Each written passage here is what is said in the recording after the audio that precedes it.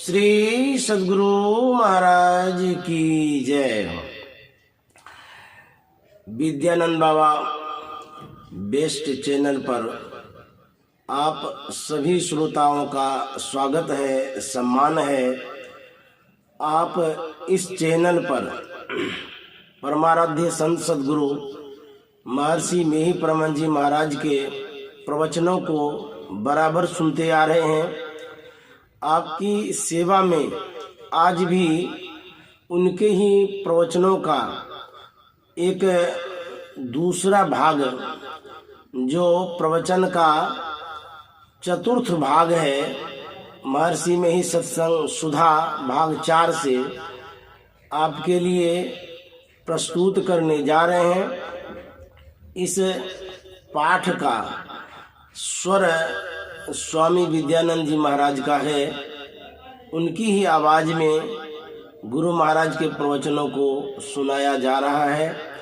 यह आपके लिए मंगल पाठ है, सुखदायक पाठ है, शांतिदायक पाठ है।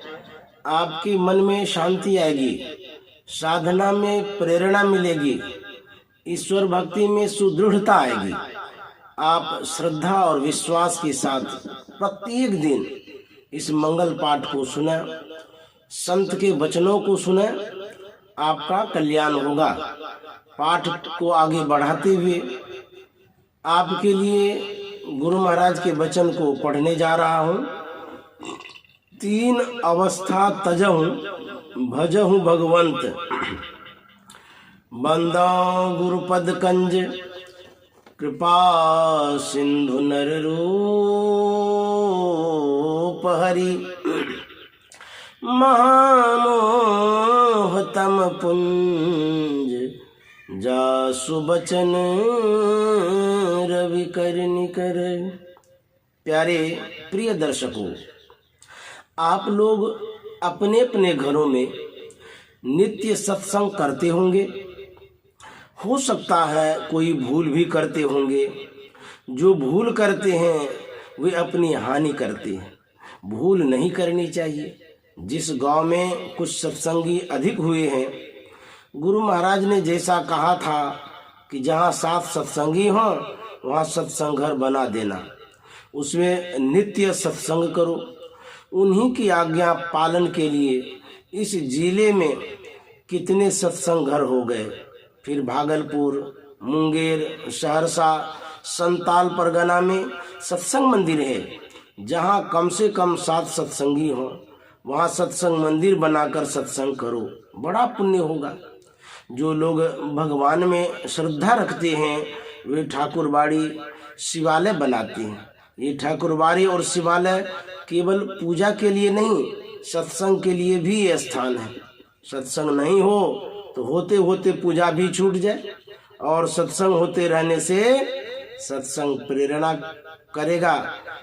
करेगा पूजा करने के लिए। इसी तरह सत्संग मंदिर सत्संग करने के लिए प्रेरण करेगा और सत्संग ध्यान करने के लिए प्रेरण करेगा। क्योंकि जिस बात को बार बार सुनो उस काम को करने की प्रेरणा मिलती है। बारंबार काशी की महिमा सुनाते सुनाते युधिष्ठिर का मन काशी की ओर जाने के लिए फेरा गया। इसी तरह बार बार सत्संग सुनो, ईश्वर की ओर मन होगा। जितने ईश्वर की ओर हुए हैं सत्संग से ही। बिनु सत्संग भगति नहीं होई, ते सब मिलही द्रवही जब सोई। गोस्वामी तुलसीदास जी ने कहा है। इसलिए सत्संग की बड़ी आवश्यकता है। सत्संग करो, करते करते ध्यान में मन लगेगा। तुम आलस में पड़कर सत्संग ध्यान नहीं करते हो। सत्संग करो तो ईश्वर भजन करने का प्रेरण मिलेगा। एक नवयुवक ने कहा कि सत्संग से क्या लाभ होता है। मैं रेलगाड़ी पर चढ़ने वाला था। मैंने कहा, तुलसीदास जी ने कहा है कि मत की रति गति भूति भलाई, जब जेहि जतन जहाँ जेहि पाई, सो जानब सत्संग प्रभाव लोकहु वेद नयान उपाऊ। इन पांचों को प्राप्त करना सत्संग के प्रभाव से होता है, इसीलिए सत्संग करो। ये पांचों चीजें ऐसी हैं कि जिनकी बड़ी महिमा है। ये पांचों पदार्थ मिल जाए तो और क्या चाहिए। ये पांचों पदार्थ बड़े भाग्य से मिलते हैं, जिनको ये मिले हैं सत्संग प्रभाव से ही। इसलिए सत्संग अवश्य कीजिए। अभी संत कबीर साहब का भजन गाया गया, मेरी सूरत सुहागिनी जागरी, मेरी सूरत सुहागिनी जागरी। क्या तुम सोवत मोह निंद में, उठ के भजनिया में लागरी, उठ के भजनिया में लागरी। मेरी सूरत सुहागिनी जागरी। चित्त से शब्द सुनो सरवन दे, उठत मधुर धुन रागरी, उठत मधुर धुन रागरी। मेरी सूरत सुहागिनी जागरी। दो कर जोड़ी शीश चरणन दे, भक्ति अचल वर मांगरी। मेरी सूरत सुहागिनी जागरी। कहे कबीर सुन भाई साधु, जगत पीठ दे भागरी, जगत पीठ दे भागरी। मेरी सूरत सुहागिनी जागरी। अज्ञानता की नींद में क्या सोते हो, इस नींद से उठो, जागो। साधारण निद्रा की बात नहीं, मोह की नींद में आप सोए, चाहे आप बैठे रहें चलते रहें, मोह की नींद में उठो, भजन करो, मोह छूटेगा। लोग कहेंगे हम कब सोए हैं, हम तो चलते फिरते हैं। लेकिन गोस्वामी तुलसीदास जी कहते हैं, मोह निशा सब सोवनहारा, देखिए सपन अनेक प्रकार। और कबीर साहब कहते हैं, तन सराय मन साहब, मनसा उतरी आए, को काहू का है नहीं, सब देखा ठोक बजाए। सपने सोया मानवा, खोल देख जो नैन, जीव पड़ा बहुलूट में, ना कछु लेन न देन। अगर जग जाओ तो को काहू का है नहीं, यह प्रत्यक्ष हो जाएगा। यदि समझो कि यह बौद्धिक जगना है, तो बौद्धिक जगना मनन में होता है। मनन स्थिर रहता नहीं है, तब क्या तुम जग सकोगे। जगने में ही फिर जगने कहते हैं। खोल देख निज नयन, यह कौन आँख है जिससे तुम भीतर देखोगे, वह आँख है। हार चाम मांस का शरीर है, इसके अतिरिक्त तुम्हारे अंदर अंधकार है, इसके बाद ज्योति मंडल है। बिना ज्योति के आँख में रोशनी कहाँ से आती है। इस आँख को खोलो जिसे अंतः प्रकाश मालूम हो। क्या जामा जमशेद का, क्या सिकंदर ऐन, दिल चश्मा से देखिए, अविगत सूझे नैन। जामा कटोरा, ऐन मन ऐना, अंतर के नेत्र हैं, उनसे देखो। अंतर में देखने की जो कोशिश होती है, उसी कोशिश से आँख को खोला जाता है। आँख के खुलने से 3 अवस्थाएं नहीं रहती हैं। जैसे सोए थे और जग गए तो संसार को देखने लगे, उसी तरह 3 अवस्थाओं से पार हो गए तो अंदर में देखते हैं। इसलिए भजन करो, उठो और देखो। मतलब यह है कि चौथी अवस्था में जाओ।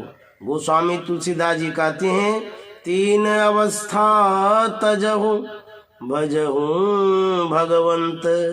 3 अवस्था से परे चौथी में जाओ, तब जगना होगा, आरोहण होगा। इसी को पलटू साहब ने कहा, रूह करे मेराज कुफर का खोली कुलावा। भजन कैसे करो? तो कहा, चित्त से शब्द सुनो सरवन दे। वेद में आया है कि दृष्टि शक्ति बढ़ाओ, श्रवण शक्ति को बढ़ाओ, लेकिन यह सीखेंगे कहाँ? जो इसको जानता है उनके चरणों में शीश नवाकर हाथ जोड़कर सीखो। उत्तर दक्षिण पूर्व पश्चिम किसी तरफ भी जाओ, संसार रहेगा। संसार की ओर पीठ कैसे दिया जाएगा? चौथी अवस्था में जाओ तो संसार से ऊपर उठना होगा और तब संसार को पीठ देना होता है। खोल देख निज नयन, यह दृष्टि योग है। और चित्त से शब्द सुनो सरवंदे, यह शब्द योग है। संत लोग कहाँ तक पहुँचते हैं लोग नहीं जानते हैं। संत दादू दयाल जी कहते हैं, दादू जाने न कोई संतन की गति गोई, दादू जाने न कोई अविगत यंत यंत यंतर पट अगम अगाध गोई। सुन्नी सुन सुन के पारा अगुन सगुन नहीं दोई, दादू जाने न कोई। अंडन पिंड खंड ब्रह्मंडा सुरत सिंध समोई, निराकार आकार न ज्योति पूरन ब्रह्मन होई, दादू जाने न कोई संतन की गति गोई, दादू जाने न कोई। इनके सार इनके पार सार सोई पई हैं, तन मन गति पति खोई। इनके पार सार सोई पई हैं, तन मन गति पति खोई। दादू दीन लीन चरणन चित मैं उनकी शरणोई, दादू जाने न कोई संतन की गति गोई, दादू जाने न कोई। संत लोग अविगत तक जाते हैं। वह अविगत कहाँ है? अंदर के अंतिम पट में है। अंदर अंदर चलो तो अंत में मिलेगा। क्या मिलेगा? तो कहा, सुन्नी सुन्न सुन्न के पारा, यानी 3 शून्य, अंधकार प्रकाश और शब्द, ये 3 शून्य मिलेंगे। उसके बाद अगुण सगुण नहीं दोई है। तारीफ को भी गुण कहते हैं, इसलिए जिसकी तारीफ है उसको निर्गुण कैसे कहा जाए। दूसरी बात है कि 3 गुणों के बाहर जो हैं वे निर्गुण और फिर सगुण भी नहीं है।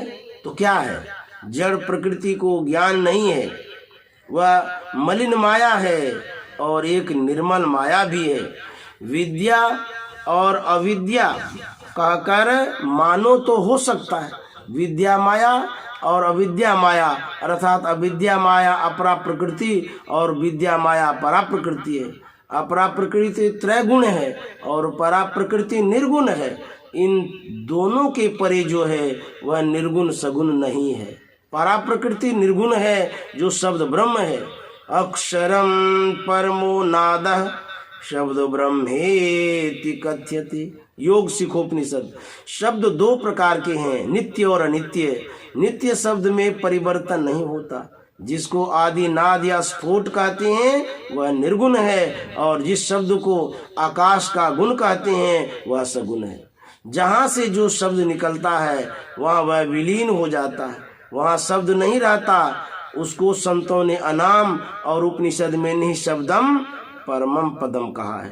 परा प्रकृति निर्गुण और अपरा प्रकृति सगुण है। जो आदि निर्गुण तत्व है उससे जो बढ़कर है वह निर्गुण तो है ही नहीं, और सगुण तो कहाँ से होगा। पिंड ब्रह्मांड परा अपरा प्रकृति के परे, शब्द ब्रह्म के परे, तीन शून्यों के परे जो हो वह परमात्मा है। इससे आगे कुछ कहा नहीं जा सकता। उससे आगे कुछ कहा जाए और समझा ना हो तो ठीक नहीं है, नहीं तो दूसरे कहेंगे उसमें भी कुछ आगे है। लोग कहते हैं कि मीराबाई भगवान श्री कृष्ण के केवल सगुण रूप की उपासिका थी, लेकिन ऐसी बात नहीं है। मीराबाई कहती है, ऊंची अटरिया लाल किवरिया निर्गुण सेज बिछी, पचरंगी झालर शुभ सोहे फूलन फूल कली, बाजू बंद करूला सोहे मांग सिंदूर भरी, सुमरन थाल हाथ में लीना शुभाधिक भली, निर्गुण सेज बिछी।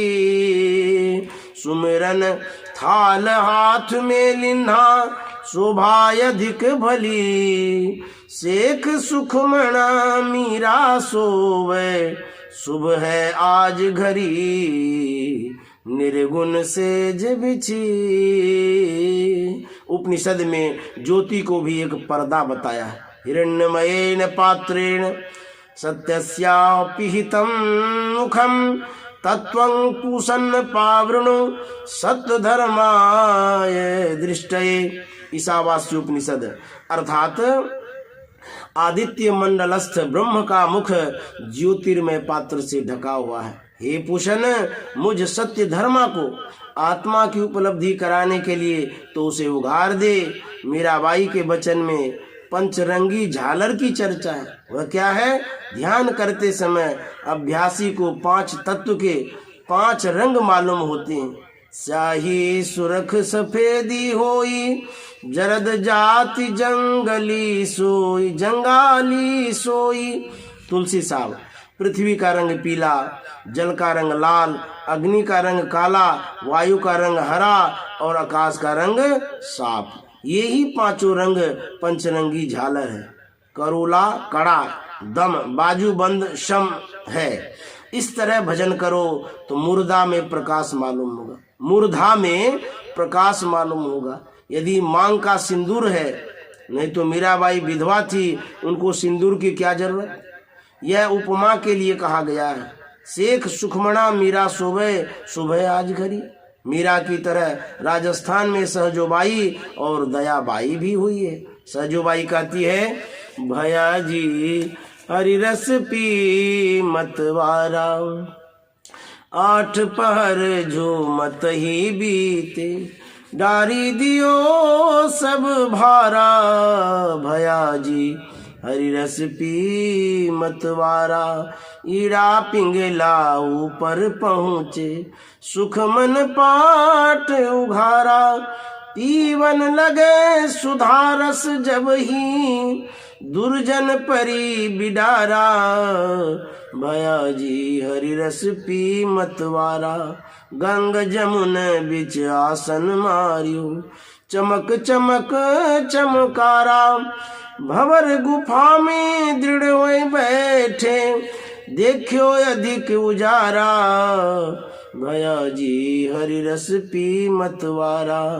चित स्थिर चंचल मन था का, पांचों का बलहारा, चरण दास कृपा सु सहजो, चरण दास कृपा सु सहजो, भरम करम भयो छारा, भया जी हरि रस पी मतवारा। आलस्य बड़ा दुश्मन है। सब तरह के इंतजाम करने पर भी आलस्य कहता है सो, भजन करने नहीं देता। भगवान बुद्ध ने कहा निरालसी बनो, आलस्य मत करो। निरालसी होने से इंद्र देवताओं का राजा हुआ, स्थूल काम में लोग आलस्य छोड़ेगा, लेकिन भजन करने में आलस्य आता है, इसको रोको। गुरु महाराज कहते थे कि गोरखनाथ जी को भी आलस्य आता था। उन्होंने स्थूल देह को कष्ट दे देकर आलस्य छुड़ाया। देह को कष्ट नहीं दो, लेकिन आलस्य छुड़ाओ। कोई ख्याल नहीं आवे और आलस्य नहीं आवे तो समझो कि भजन बन गया। जिस मिनट में व जिस सेकंड में ऐसा होता है, उसी मिनट में व सेकंड में भजन बनता है। श्री सद्गुरु महाराज की जय। संत सद्गुरु महर्षि मेही परमहंस जी महाराज का यह पूर्णिया जिला में दिनांक 4 अप्रैल 1970 ईस्वी को हुआ था। श्री सद्गुरु महाराज की जय।